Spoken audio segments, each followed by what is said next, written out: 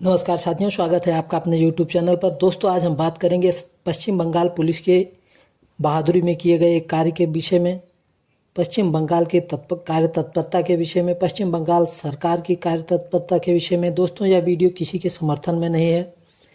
हम शर्मिष्ठा पनोल का समर्थन नहीं करते, लेकिन जिस प्रकार से पश्चिम बंगाल पुलिस कोलकाता से हरियाणा तक 1500 किलोमीटर की दूरी तय करके एक 22 वर्ष की लड़की को गिरफ्तार किया, जो तत्परता दिखाई, जो कार्रवाई की, उस पर तो चर्चा होगी। शर्मिष्ठा ने जो कहा, जो पोस्ट किया, हम सब उसकी निंदा करते हैं। वह ऐसी भाषा, ऐसे विचार एक सभ्य समाज में स्वीकार्य नहीं है।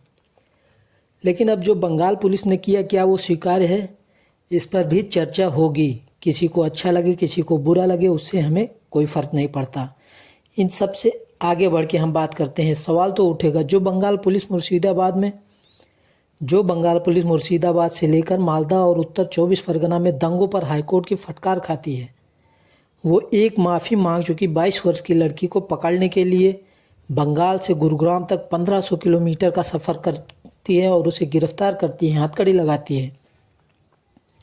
वह बंगाल पुलिस जो अपने घर को नहीं संभाल पाती, एक लड़की को गिरफ्तार करने के लिए इतनी ज़्यादा तत्पर होती है, किस लिए? इस पर चर्चा होगी, सवाल किए जाएंगे। इसलिए कानून की मर्यादा बनाई रहे, इसलिए उसने ऐसा किया, या इसलिए किया कि जो राज्य सरकार पश्चिम बंगाल में है, वो सरकार का एक अपना वोट बैंक है, इसलिए गिरफ्तार किया गया, ताकि उस वोट बैंक पर यह मैसेज जाए कि हम तुम्हारे हैं सनम। इसमें कोई गुरेज नहीं है, क्योंकि इसी राज्य की पुलिस को हाईकोर्ट फटकार लगाती है कि आप दंगों को नहीं रोक पाते।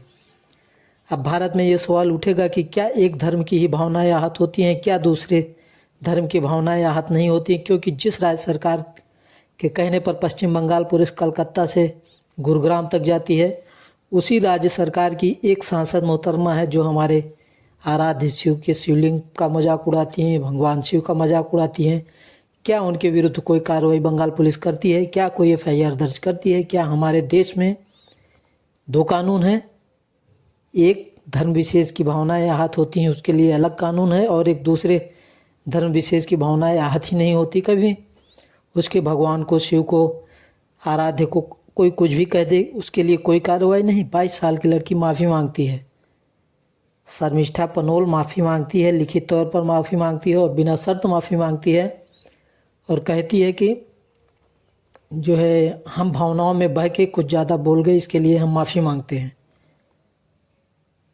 उसने किया क्या था दोस्तों? 22 साल की शर्मिष्ठा पनोल ने एक ट्वीट किया। ट्वीट में कहा कि वह पाकिस्तान समर्थित आतंकवादियों द्वारा कश्मीर में जो दुर्दांत घटना की गई, उसके विरोध में उसने एक ट्वीट किया, उसने एक वीडियो पोस्ट किया। उसने कहा, पाकिस्तान के सेलिब्रिटी को कहा, वहाँ के कलाकारों को कहा, और भारत के भी कलाकारों को कहा, जो चुप हैं ऑपरेशन सिंदूर को लेकर, जो अपने वक्तव्य नहीं देते, वो एक विशेष वर्ग की भावना को आहत होने से डर रहे हैं, उनके विषय में कहा। और बोलते बोलते ट्वीट पे ट्वीट, वीडियो, कमेंट, और इसी भावना में आकर उसने पैगंबर मोहम्मद के विषय में कुछ अपशब्द कहे। वो बर्दाश्त नहीं है, वो गलत थे, उसका कोई समर्थन नहीं कर सकता। लेकिन उसने माफ़ी मांग ली।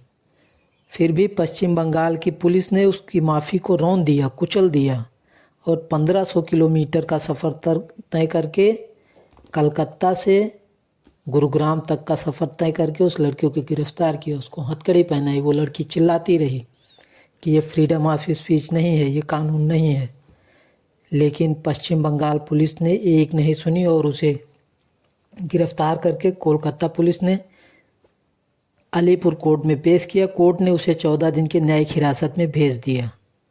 तो साथियों, विचार करना आपका काम है, तथ्य को रखना हमारा काम है, क्योंकि ये स्टूडेंट शर्मिष्ठा पनोल पुणे की लॉ यूनिवर्सिटी की लॉ की स्टूडेंट है, कानून से संबंधित है। इस वजह से हमने इस पर वीडियो पोस्ट किया। आप लोग अपना विचार ज़रूर व्यक्त करें। शर्मिष्ठा पनोल ने गलत कहा, इसका कोई समर्थन नहीं कर सकता, लेकिन क्या पश्चिम बंगाल पुलिस ने सही किया? क्या वो अपने घर की हिफाजत नहीं कर पाती और उसके सांसद जो हमारे शिवलिंग पर, भगवान शिव पर ओछी टिप्पणी करती हैं, उनके खिलाफ कोई कार्रवाई नहीं करती? तो क्या एक देश दो कानून चलेगा? आप अपने विचार जरूर व्यक्त करिए। धन्यवाद।